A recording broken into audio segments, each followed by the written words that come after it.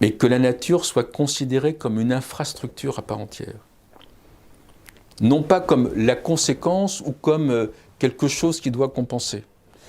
Je vais prendre un exemple. Quand vous désimperméabilisez beaucoup, et que la nature joue un rôle de recyclage, par exemple des eaux usées, ou un minimum des eaux pluviales, ça change complètement vos besoins en réseau d'assainissement, etc., etc.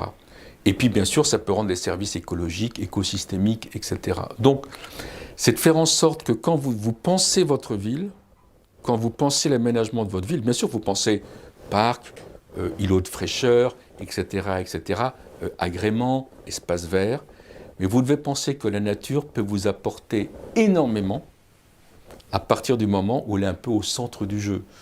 Pour paraphraser ce qu'avait dit Alphonse Salaire, rappelez-vous, il disait qu'il faut installer les villes à la campagne. Il s'était très juste, sauf qu'il s'était trompé dans le sens de la phrase. Il faut réinstaller la campagne dans la ville et que la nature joue un rôle, je dirais, écosystémique qui change la nature de notre aménagement urbain. Et je pense que nos villes moyennes, mais encore une fois, toutes les villes, ce n'est pas l'apanage des villes médianes, mais nos villes médianes pourraient être un peu l'avant-garde des expérimentations de son domaine. Il y a beaucoup de travaux qui ont été faits, il y a quelques villes qui ont commencé, et je pense qu'on a un boulevard devant nous